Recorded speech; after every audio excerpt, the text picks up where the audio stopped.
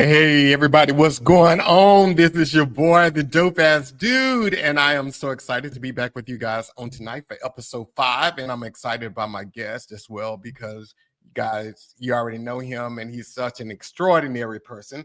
So I'm really excited to have him back on the podcast tonight. So you guys already know the preliminary things. If you're not subscribed to the YouTube channel, if you don't mind going ahead subscribing to the YouTube channel, and while you're there, click on notifications so that you can be notified each and every time a new podcast is uploaded to the site. And then while you're there, go ahead and click on like so that this can be shared with others just like you. So I need your likes for it can be shared a little bit more. All right, then. And if you don't get a chance to catch it on Mondays, you can always catch it on the go on Apple Podcasts, YouTube Music, Spotify, and iHeartRadio. Again, that's Apple Podcasts, YouTube Music, Spotify, and iHeartRadio. All the Dope Ass Dude podcasts. And then you can watch it live on Mondays on Facebook, LinkedIn, X, and YouTube. Again, that's Facebook, LinkedIn, X, and YouTube. And if you're not following me on Instagram and TikTok, if you don't mind going ahead and follow me on both of those platforms at the Dope Ass Dude Podcast. So again, that's the Dope Ass Dude Podcast on both Instagram and TikTok. So if you don't mind following me there, and we'll go ahead and get Casal's information on out of the way. Casal, you can find him on TikTok, Instagram, and Facebook, all Casal Henry. You can find him on all three of those platforms. And then on YouTube, you can find him at Safe Space YouTube channel. So you can find him again on Facebook, Instagram, and TikTok at Casal Henry. And then on YouTube, you can find him at the Safe Space YouTube channel. So I've known Casal for a while now, like 2 or 3 years. I've known him and he's been on the show twice. And he's one of my favorite guests because he always come and bring a lot of insight. And he is also someone that I call a brother. I give him a hard time all the time, saying he ain't my brother no more because we ain't hung out. But hey, I give him a hard time. But I love this dude, and he's such a great inspiration to me. And Casal, on his most recent episodes, he dives deep into something that kind of like opened him up a little bit. And I never forget when he and I was talking about it as he was, preparing for it. He was questioning like how transparent and how open do I become? And with this guy, once you go out and you check out his podcast, you'll see he's like natural. So you can't help but like fall into the conversation, fall into what he's saying because he's such an amazing person. And I am honored to call him my friend. And we're going to go ahead and bring him on now because, hey, I can talk all night. Casal, what's going on, man? Oh, well, he just dropped. He's going to come back. So while we doing that again, so let's go ahead. So guys, you all know, so hopefully you'll be around for the end of the show. We'll give Casal a little bit more time to get back in. But hopefully you'll be around for the end of the show because we are giving prizes away this season of the podcast. So Casal is back. What up, yes, man? It's good to be back. I appreciate the intro and always appreciate you, my brother. Exactly. You was probably about to say something bad about me and God blocked it. I'm going to use your words back on you. You got me. So what's been going on, Casal, since you've been on the show, man? Oh, man. Well, first of all, I've been listening intently to yours. You've had some great episodes. Very proud of you, man. Always a big supporter of yours. Enjoy it. And you've pushed me. So I want everybody to know that John has pushed me to continue with marketing, but also pushing out the episodes consistently. So I want to thank you publicly for that, man. Appreciate it. Oh man, you don't thank me for that because we like bros, like for real. So when you guys go see Casal's podcast, like this brother, like I'm in my house with just a wall behind me. This brother has built a major studio in his home for his podcast, and they doing all of these different angles and all of this stuff. It's like top notch, like for real top notch. I think you watching Steve Harvey or Oprah. Oh man, like, yeah, dude, your show is top notch. I appreciate it, man. So I know you've been doing, church. Of course, we know that about you. So Oh, Casal went out again. So we're going to wait for him again, guys. So while we're waiting on Casal, again, just remember at the end of the show, I think the pot is up to $120 this week because no one has guessed the answer the past 3 episodes. Whoa, what's going on, man? I have no idea. This is new, man. I have no idea. It keeps kicking me out. Yeah, that's what happens when you got Walmart Wi-Fi.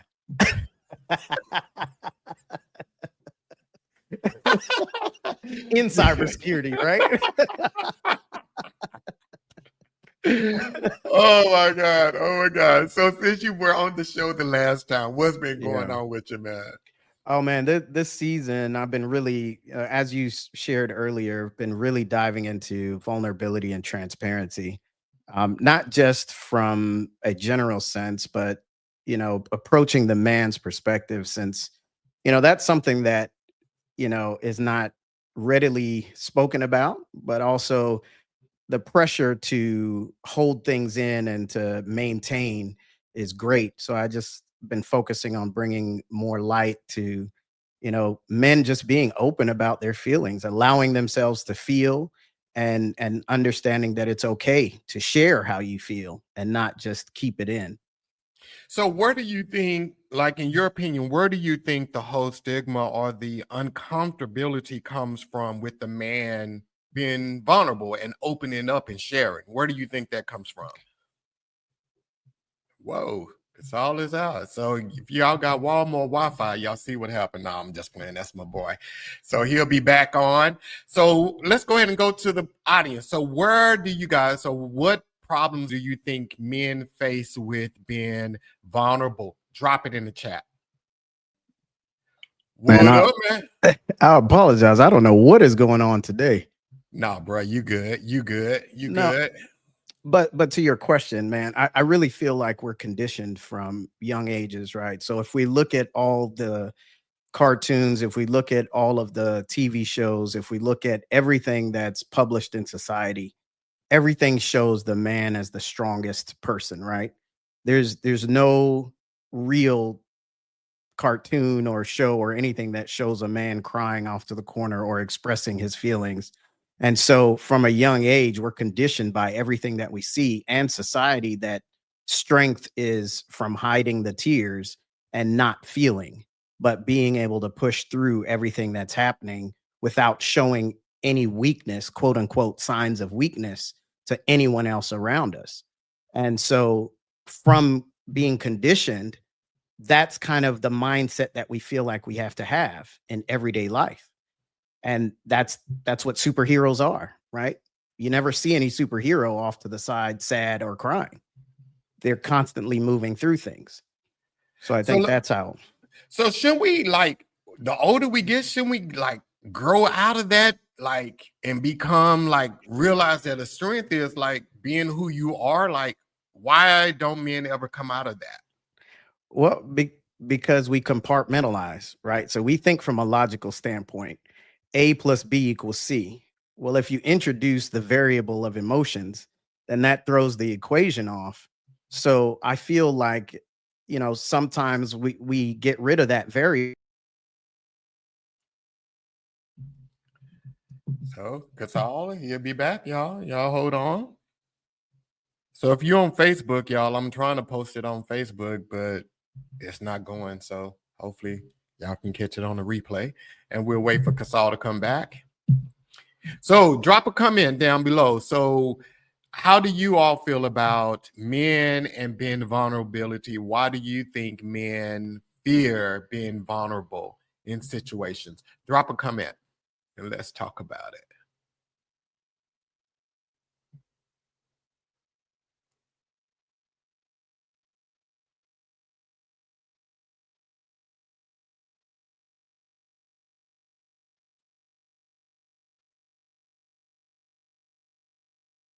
So we're waiting for Casal.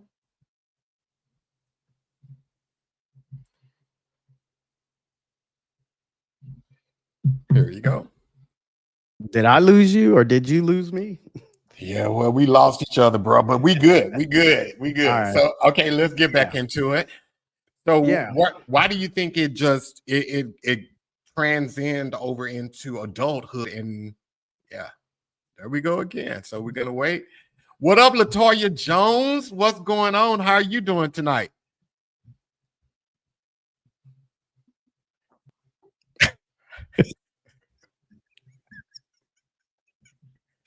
Tell you, Walmart, bruh. Walmart, you need to come out the mart. Man, I done switched network connections twice now. No, Okay. but you said, why does it transcend? Yeah, Why? into adulthood. Well, I think it's a learned behavior, right? The older we get, is the harder it is to change behaviors.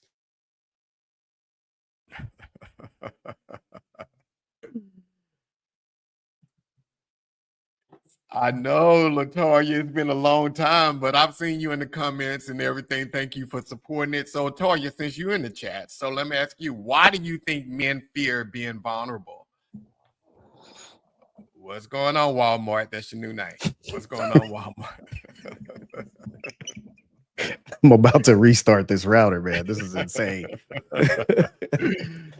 So okay, so it's okay. Go ahead. Why do you think it transcends into manhood and adulthood and so forth? Well, I think it's just learned. It takes a long time for us to break habits, but once you start down a path, the older we get, it's hard to change. It's harder to change. That's why a lot of people will say you're set in your ways, or it's difficult to teach an old dog new tricks. Because the longer you do it, is the harder it is to break it, because it's been working. And you don't want to change something that's been working, quote unquote working. Yep. So let me ask you this here. Oh, what? Maybe I don't need to ask him a question. Good evening, Pat. What is going on? My phone won't let me leave a message. John, love you. Okay, Pat, we see your message now. You on Facebook, look like.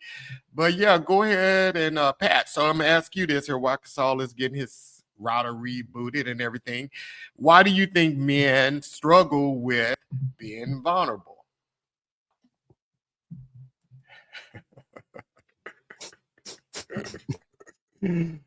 Oh my God, the devil blocked it again.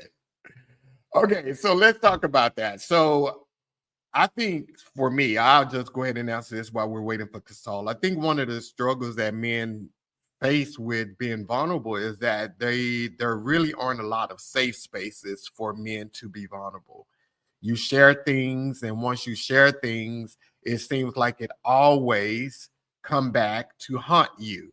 So, especially in relationships, you get with someone and then you try to be vulnerable and you try to be transparent and honest. And then once you do that, all it does, like I said, the first argument, it gets thrown back up in your face. And I think that is both men and women struggle with that. Like, because men will hold it against women. I don't think it's just men that are unable to share in relationships or in adulthood. I think that it's both men and women. They struggle with it because they feel a lack of security. So Pat said, some of them don't want to look weak. Exactly. Exactly. I agree with you. So let me ask you this here, Pat. If you were dating someone and your guy broke out and he started crying, what would you still respect him? Would you still love him? Then Pat came back and said, some of them don't want to. Okay, it's a duplicate. Okay, so Latoya said, I think it stems from their upbringing. Most older men don't show vulnerability, and in raising young men, and that trickles down to the next generation. I completely agree. Tiffany, what's going on? Okay, Casal, you back? Yes. You off of Walmart?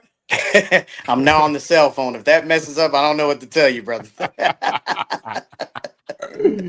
Okay, so let's go back. Let's start over. Let's start over. So why do you think men why does that whole thing transcend over into adulthood? Let's start from the beginning since you're on your phone.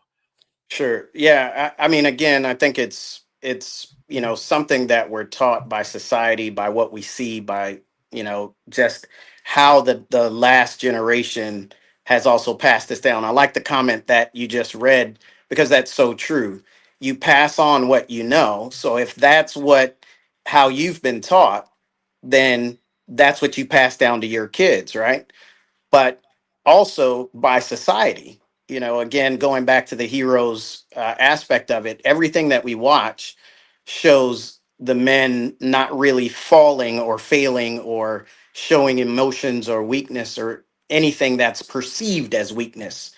So we feel like we have to carry the brunt of everything, move it to the side because we've got to operate and survive for that day and then figure this out. Yeah, and I agree with you. Like it does come from your our upbringing, and like Latoya said, it trickles down because when we raise our kids, that's what we instill in them because these are morals that were instilled in us. And I think it's also interesting too with single mothers that are Mm, raising boys. They play into this a lot too because as soon as a boy shows some sort what they would consider weakness or maybe hmm. he cried. They like, boys don't cry. Yeah. You need to suck it up. They never have that safe space to express themselves or to purge it out. So, okay. So in relationships, do you think, and we're just gonna, some women, we're not gonna say all women, do you think men struggle because their woman hasn't created a safe space for them? So I think so. Yes, there may be some areas of that as well, but I think it also has to do with we create spaces that work for us. So if someone receives certain, if they're vulnerable in a certain environment, they'll create that same environment because they feel like that's an environment I can be, vulnerable in. But that doesn't mean that it's an environment that someone else can be vulnerable in. That just means that it's safe for you. So I think understanding how men work, understanding how we hold things in, because to be honest, if when it comes to relationships, what I've done in the past is it's a tester, right? So I start with something that may be light, and I'll share that. And if I hear that back in an argument, or if I hear that outside of that, then it's almost like an indication of, okay, this is not a safe space for me. I need to back off and be a little more guarded. But most times, at least, in my experience, I'm not going to dive in 1,000% without testing it to see, is this really a space that I can be safe in? Because that opens you up for a massive amount of wound from someone that is close to you. Yeah. So let me ask you this here. When that does happen, like you share something and then you hear it again, do you address it or do you just pull back and say, this is not a safe space for me? How do you handle that? So I've learned to address it. In the past, what I would have done was I would shut down. I would say, well, that's it. That's the end of that. But what I've learned is to use the voice, right? It's okay to share. You know what? When you said this or when this happened, that wounded me deeply because I trusted you with this. And hearing it thrown back into my face lets me know or makes me feel that I can't share anything with you without it being weaponized against me. Now, whether that conversation works or it happens again, that's when the scaling back, I feel like, still starts to happen with me. Yeah, because I think it's super important how she responds back when you Yeah. come to her with that. If she come back, oh man, you just being a Yeah. weak punk. She's a tyrant. So, Yeah. yeah, that's a whole different story there. So yeah, it does depend on how she responds, how she listens, and whether or not she understands you. Because, like I said, but some men are even afraid to have that conversation because that does look Yeah. that could be, oh well, weak. He's an emotional man that I got Yeah. into it. So again, what do you think? Or how should a man, like, say, for instance, if a woman rebuttals with that, like you're a weak Mhm. guy because you're expressing yourself, how does he address that and move forward from that? So, I mean, that's a really difficult question because it depending on the wounds that man has, right? So we've got to look at PTSD when it comes to that. If you have a history of receiving that type of wound, then it doesn't matter what they come back with, it's still going to be a deeper canyon to come out of, because that just showed, well, this is history repeating itself. But now, if there's an individual who has not experienced that a lot, or who has overcome it, then that individual might be a little more adept to say, you know, this is hurting me. We've got to figure something out, because the same way that we process your feelings, and that there's a safe space for you to share those feelings, hopefully, then is the same way that I need that same respect and that same safe space for me to communicate my feelings as well, because it's a two-way street.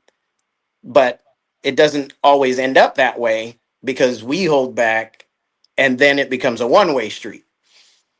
Yeah, and I love how you said about the wounds, because, and I definitely want to dive into that, because I think a lot of times when people go into relationships, they never take into consideration that that person was with someone, they had experiences before them, they did all of that. So they may come in looking completely healed and Yeah. over situations, but there are wounds that they don't realize are there until we are in real time battle. And that's when you realize, whoa, yeah, that reminds me of this, that made me feel that way.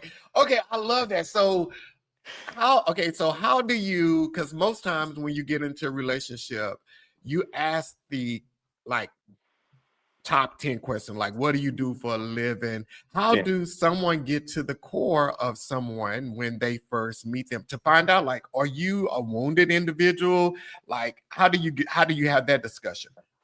So, well, speaking from myself, what I do is I ask about their relationships. I ask about past relationships, why they failed, what, and that, I think, is another clue that sometimes we run past, right? So even if we're asking the questions about why the relationship failed, a red flag would be if that individual is sharing what happened, but only from one perspective.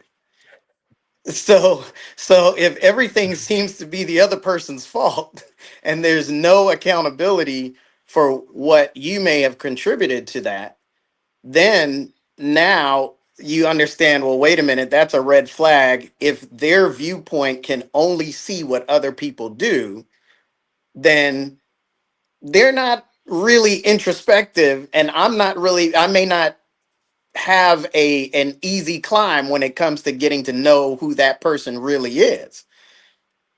But sometimes when you want what you want, you run past that, and you take everything for face value, especially if, prior to any of those wounds, like me, I take people at what they say. I don't Yeah. expect that people are going to just come out and say, you know what, I lied to you. Like, if I'm asking you a serious question and you tell me, no, that's not what I was thinking, I'm going to believe you until I see otherwise. Now, okay, so I mean, I'm exactly the same way. I'm an easy trusting person. I really am. I'm an easy trusting person. So when you tell me something, I do believe you at face value. I do believe it. And maybe that's something that is not good in life or in dating and all that kind of stuff, because it opens you up to be, you know, um I guess, hurt in the future. But when you go into situations, I always think like this here. You can believe someone face value because you want to put this person on a clean slate, not judged against someone else, not judged against something that happened. But when you have clarity, when you go into situations, and say, for instance, someone tells you something, you can see the BS. Yeah. You can see it, whether they tell you that or not, whether it's the truth or not, something Mhm. just won't sit right with you. And I love to be in that position better, because that way you're coming at this person correctly without any past baggage and wounds and so forth. Okay, so but like you said, most people don't ask about previous relationships. And if they do ask about previous relationships, they just take that person's word for it and they move on. Now, I get it. If you were in an abusive relationship, Yeah. you can't take ownership for someone Right. putting their hands on you. Ladies, you can't do that, you know. But but in those cases, I would probably ask, like, well, why did you stay? I would have probably asked that. But okay, so I like that. So a wounded man, but I think too, like when people go into situations, we expect people to be whole. So why are we gonna even ask you about your relationship? Casal? See, that's where so a wound heals, but the scars are always there. So you can come into a relationship and you can feel healed, right? Because the wound is closed up and you are healed. But it's how you handle when those scars are picked at. So anything that triggers you, that picks at that scar, it's how you react, or if you're able to regulate yourself to say, you know what, I know that I'm feeling this, but that's from the past. That's not this situation. I need to recalibrate to look at this individual that's in front of me, but not put on the lens of this. I know this story from the past. Because what tends to happen, and this is a real life scenario where I was in, where I was fighting, I was fighting the sins of another. I didn't even get the chance to have my own problems or our own problems, because I was dealing with problems that were brought in. And that's the part that's dangerous, because again, wounds heal, scars exist, but sometimes those wounds are not fully healed. And you don't know it until something comes up that triggers it. Yeah. So we got a couple comments out here. So Tiffany said, it depends on the woman, on the Absolutely. women. The words that come out of our mouths can sometimes dictate if a man will be vulnerable. That is so true. So true. Tracy said they're afraid that what they're shared will be used against them. That is so true.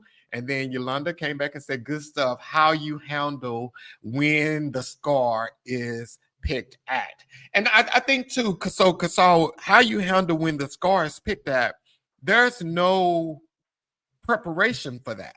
No.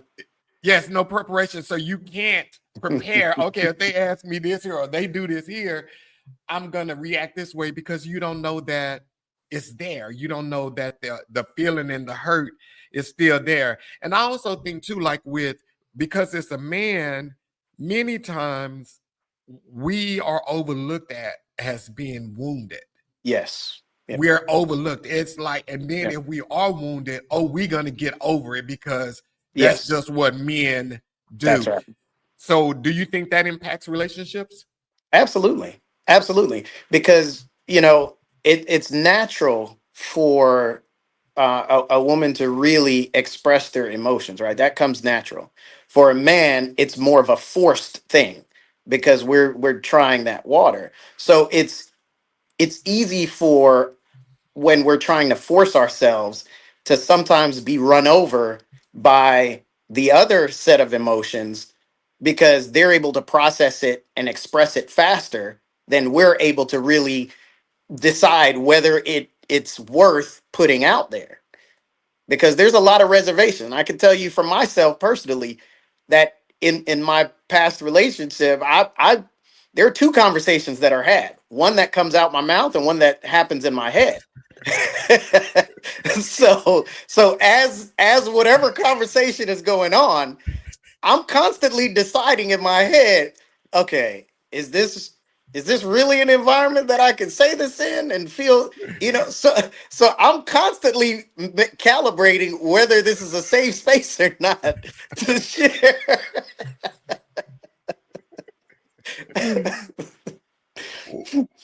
So, okay, and the funny thing is, like when you're having conversations, like you said, you have one conversation going in your head, then you have one Yeah. conversation coming out of your mouth, because you're trying to be cautious of what you say, how Yes. you say it, and the words that you use. I was just having a Absolutely. conversation with two fellas today, and that was one of the concerns that one of the guys was having. He was like, the verbiage that I Yes. use, how do I like articulate what I'm trying to say without Yes. offending the Yes. other person. Yeah. Okay. Yeah. Yeah. Yes. Yeah, because I mean, it's almost like it would be great if you could set ground rules for what that conversation looks like, right? So but it's hard to do that when you're in the situation and it comes up. This has to be done outside to say, you know what, here are some of the things that we're going to do when we encounter a situation that may seem kind of rough. And to be honest, it's not generally going to work out that way unless you're reminding about the boundaries, and even then it may be hard. But I think the more you do it is the more you can become cognizant of thinking about the other person, because sometimes we get trapped in the feeling of I need to get what I am saying out. I need the other person to hear me first, it's so that you can see where I'm coming from, instead of, you know what, let me listen to what you're saying to see if I'm receiving what you're saying, and if there's something that I need to really address. It could be a real problem, or it might be a perception, but I don't know that because I'm so quick to jump in and defend versus Mhm. to listen. Yeah, yeah, and I think that's the thing. We are always quick to defend. We're Yeah. always trying to defend ourselves, and the whole time that they're talking, we're thinking. We're Yeah. thinking what our response is going to be, and we miss everything they just said. Yeah, I agree with you on that. So OC says sometimes we need to leave a scar alone and not pick at it, because once it's reopened, we're forced to confront and deal with it all over again. But sometimes, like we shared earlier, it's in real time when Yeah. that scar is picked at. You don't have opportunity to it. Just, I don't know. What do you think Yeah. about that? And you may not even know that it's a scar that is being picked at until you actually process what that other person is saying. So, I mean, yeah, there are noticeable scars. Like if someone was abused, then hey, if there's anything that talks about abuse or anything like that, yeah, that's an automatic trigger. But if for something that is less prominent or less, black and white when it comes to that, then you may process it and think, you know what, that actually offended me, or that actually was a scar that hurt me a little deeper than I realized in that conversation. So you're right. It's real time. You may not understand that it's affected you at that level in the moment, but that's where you have to really take inventory of each conversation and really take a look at how has that conversation really impacted me. What am I receiving from it? What did I learn? If we walk away with trying to learn something versus trying to prove something, then I think you'll be in a better place when it comes to really understanding how it really affected you. Mhm. Mhm. I have this buddy. I have this buddy, and this is a true story, kind of funny story, but it's true. So he was dating this woman, and he gets home. He had stayed overnight at her place or whatever. He comes home, and when he comes home, he gets a text from her. So he opens up the text, and when he opens up the text, it's a picture, and it's a picture of the toilet, and she's like, "What is wrong with this picture? I mean, what is wrong with this picture?" And he's like, "What is she talking about?" And he's like, "What are you talking about?" And she was like, "You left the toilet seat open up, right?" And he's like, so my buddy is one of those guys that like he just move on. He never deals with nothing. He's like, that's nothing. But in that moment when he got that picture, it opened Yeah. up so much. It reminded him so much of his ex-wife and how Mm, she belittled him and mm, talked to him poorly in just that one picture. But like we said, we don't know that it's a scar that's right. until it is picked at, until it's poked. And even though that story is funny, it's really serious, because Yeah. again, it shows like, hey, he it showed him he has more work he needs to do, and Yeah. he needs to start acknowledging it. But yeah, no, yeah. Yeah. Yeah. But and I think that's where it takes learning on both parts, right? So learning for men to open up and have that safe space, but also learning for women to communicate directly, because sometimes the individual you're dealing with may not be able to look at an entire picture that you're sending with no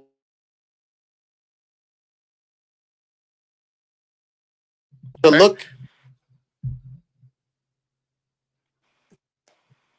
Can Casal. you hear me, John? Yep. Now I can hear you. Yeah. Can you hear me?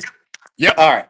Yeah. So sometimes you may not be able to look at that picture and immediately capture what the point of that is really saying to you. Sometimes it's good to be like, what?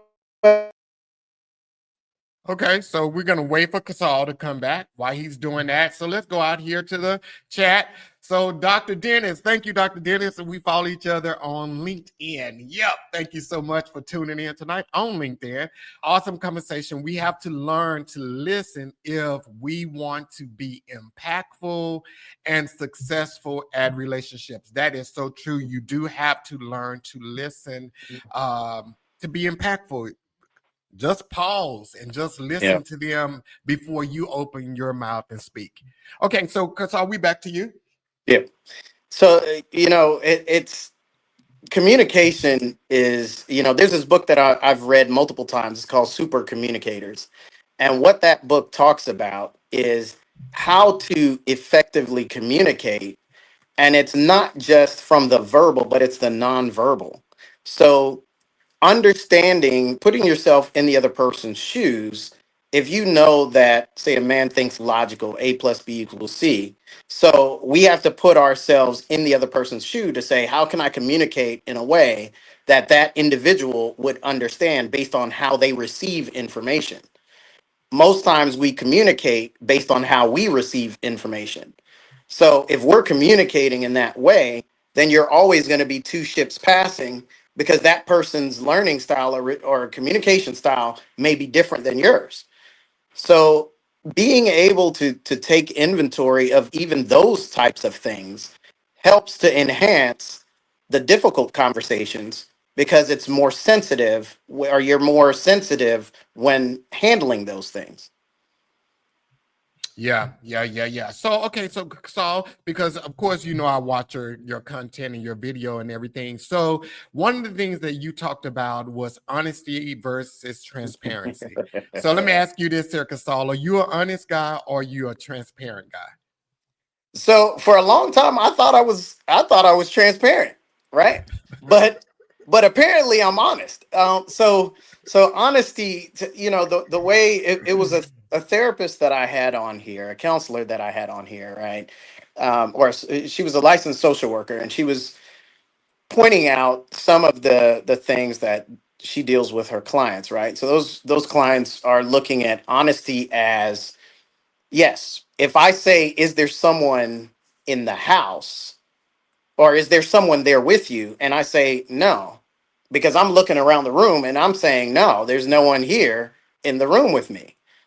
Well, transparency would be, no, there's no one in the house. No one's here at the house with me. No one's coming over. I'm just here by myself. This is what I've got going on.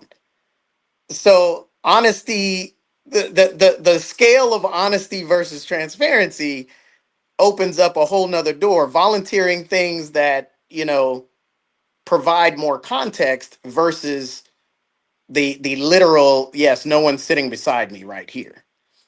And so when she gave me that example, I was like, well, man, all this time I thought I was being transparent by saying, no one's here with me, but no one's here in the house, no one's here that on their way.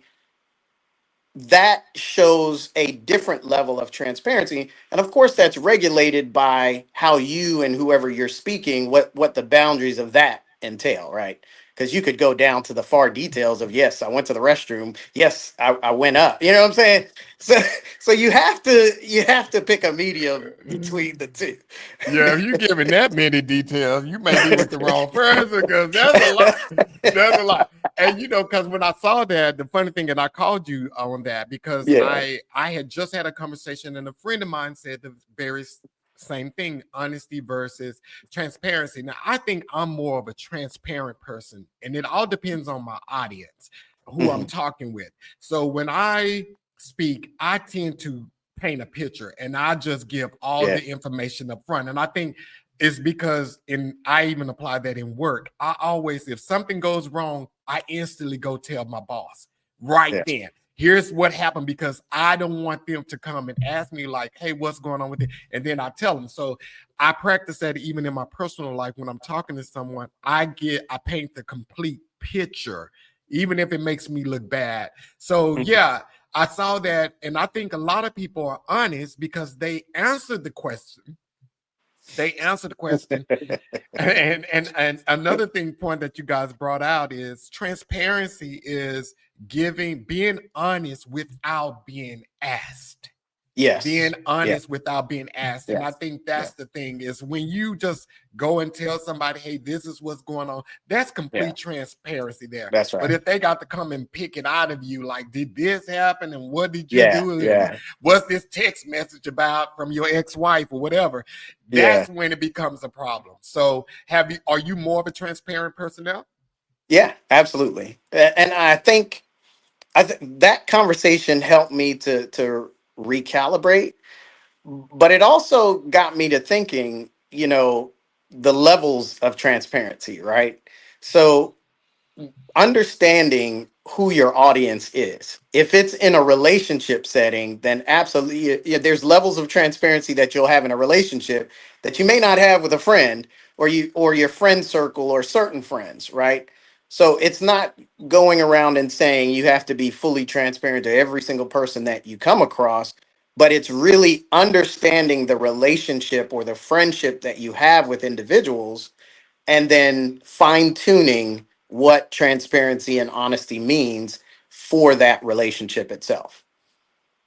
Yeah, yeah. The audience is so key. And that's why I even tell people, like, even, and has nothing even to do with relationships. There are moments in life when we share our story with someone. It could be a Yeah, rank stranger. We share details with them that we may have never shared with absolutely. anyone else, because we believe in that moment, sharing this information with this person is going to help them.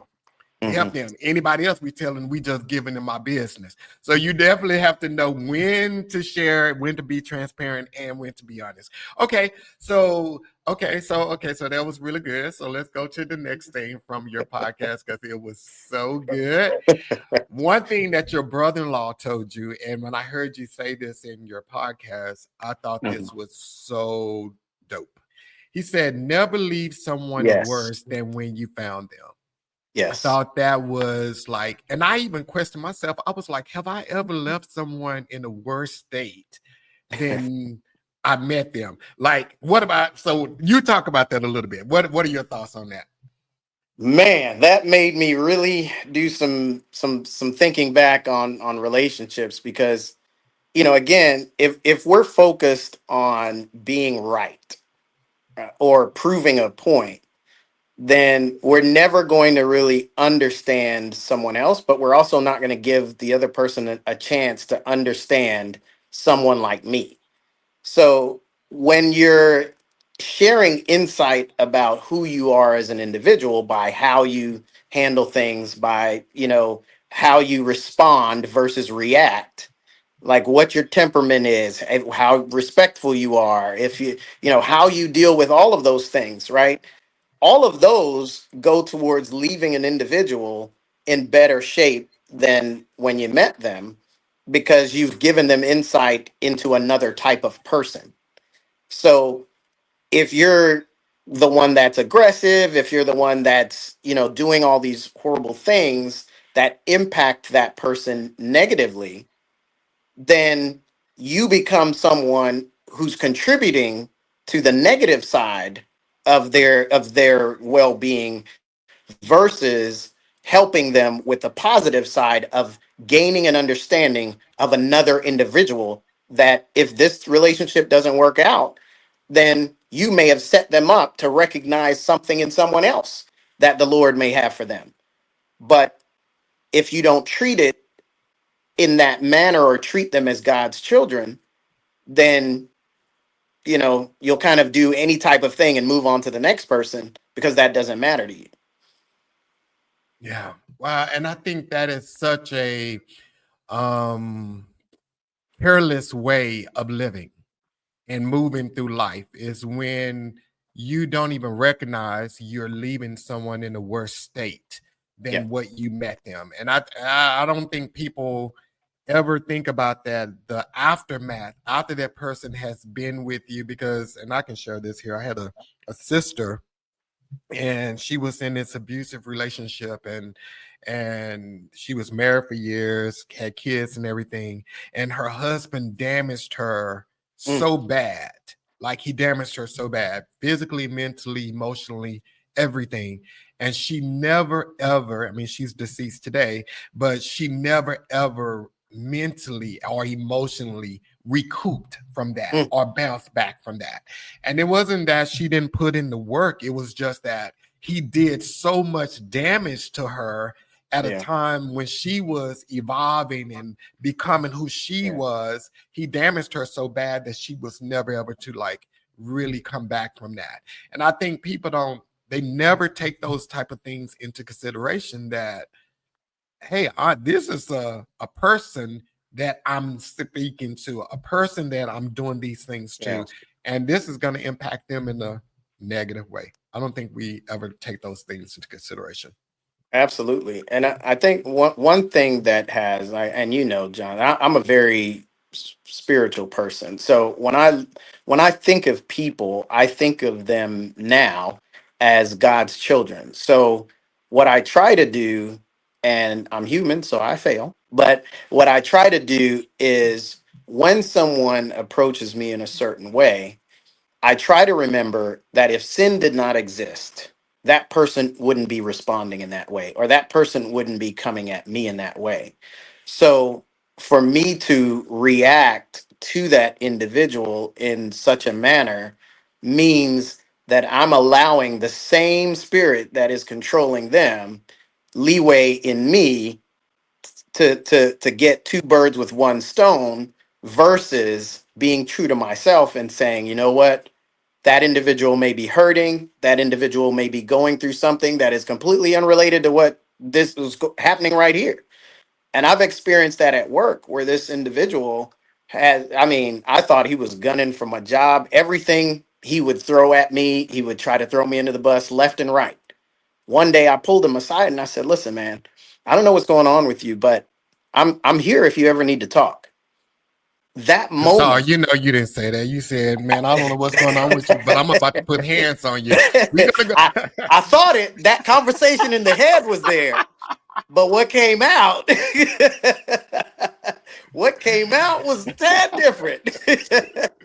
But when I had that conversation, he ended up sharing some things, some personal things with me, that I was like, listen, man, you you don't have to go through this alone. I know we're co-workers, I know we work together, but it's okay to feel whatever you're feeling, but that doesn't mean that you can take that out on other people that are here. We have no clue what's going on with you. We're not even in what's going on with you. So, whatever you need, I mean, I'll be here, but understand that we've got to learn how to regulate that, or else you may rub people the wrong way or impact people in a negative way that you may not even know. And Mhm. it shifted his mindset.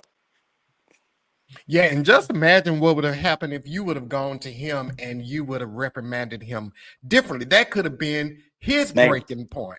That could have yeah, been his breaking point. So it is like, it is so many layers to how we deal with people and how we leave people, because we don't know what someone is going through when yeah, they're coming, when they're doing stuff, and how we handle them yeah. is so key, could be key to their future as well.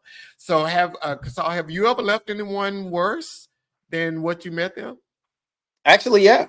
When I was first divorced, yeah, there was a trail of damage. And what I did was I went on an apology tour, and I had to go back, and I felt it necessary to really apologize, because I didn't know that I was doing it.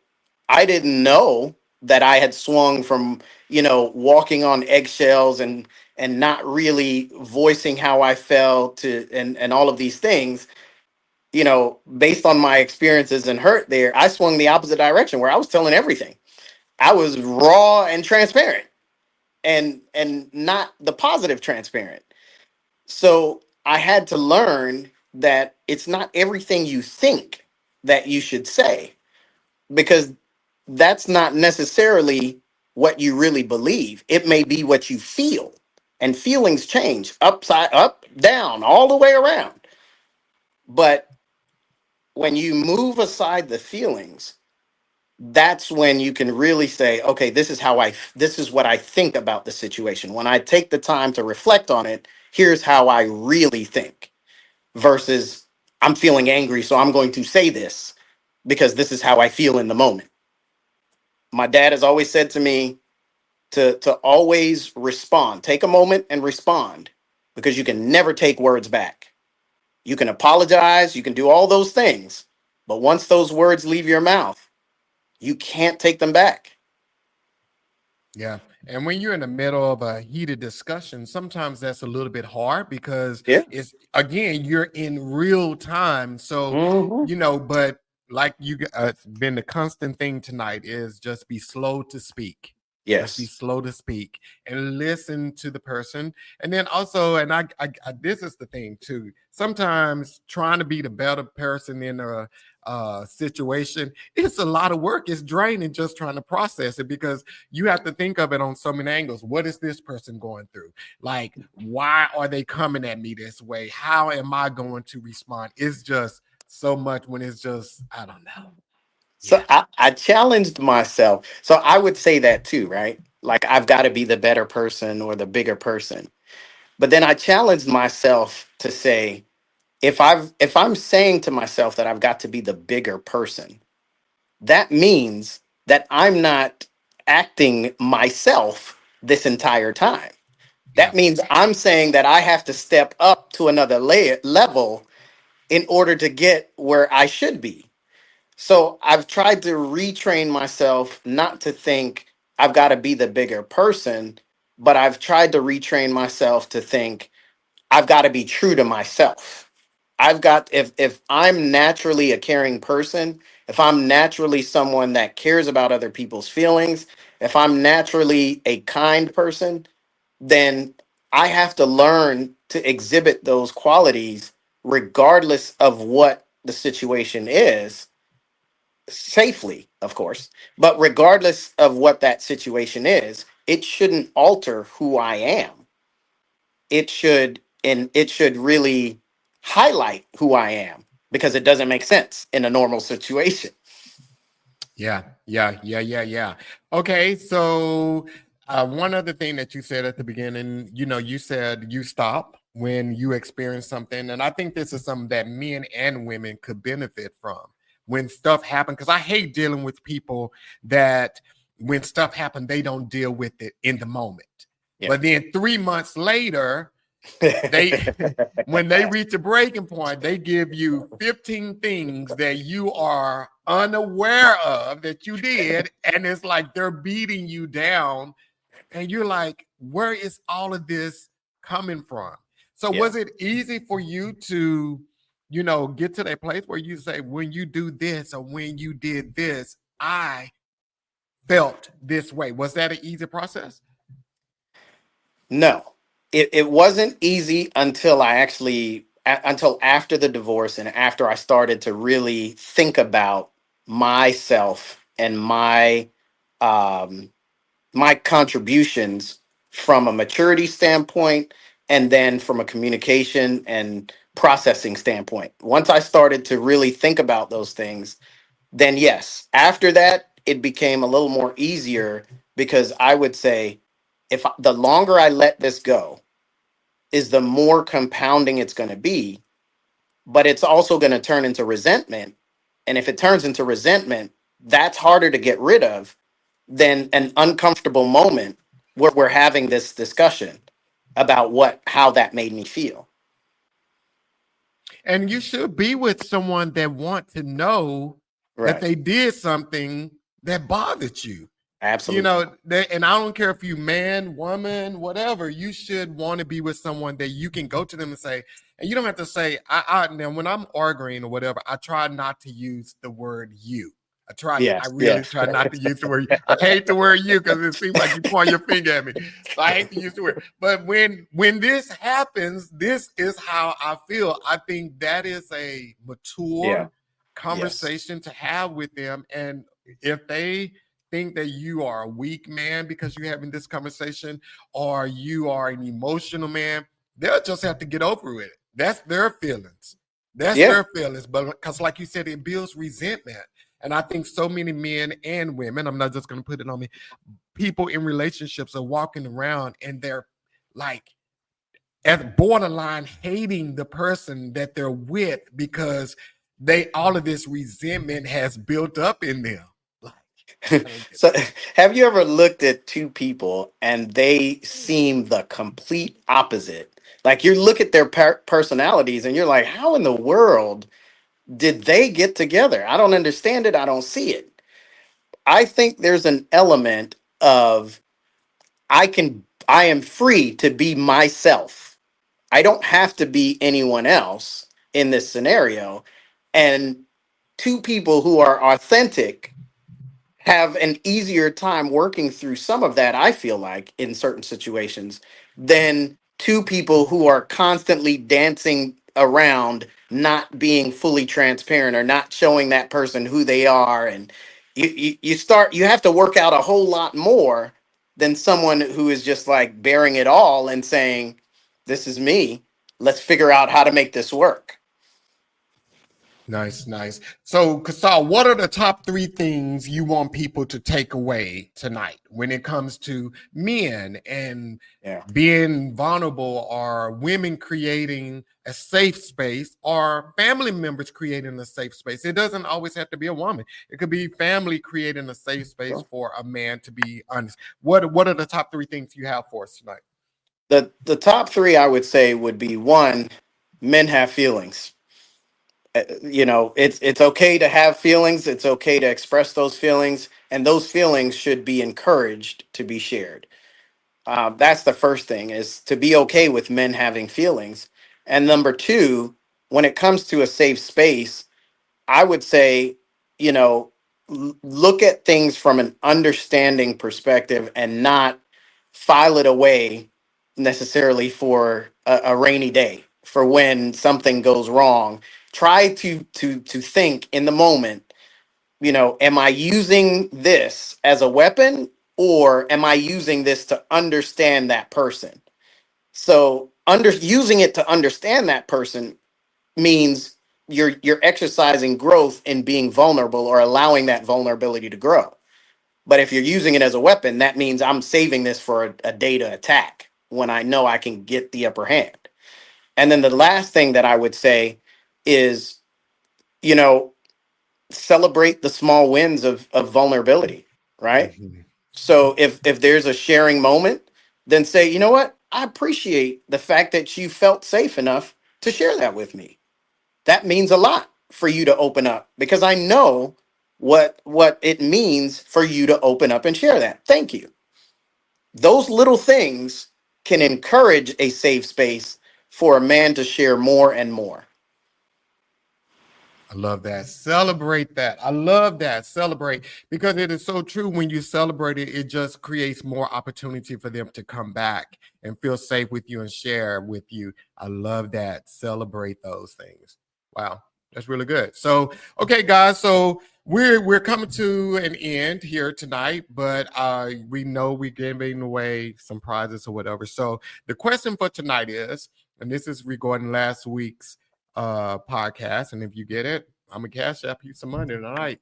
Yeah, that's what's gonna happen. So what was the title? Let me put a timer on my phone here so I can come, because I'm gonna give you 30 seconds to get this answer. So, and I think this is a pretty easy one. Let me see here. Clock. Okay, y'all know, y'all probably like, why he didn't do this before we started. I didn't. Okay, so I got 30 seconds on the phone here. What was the title of Garen's book? What was the title of his book? And the 30 seconds have started.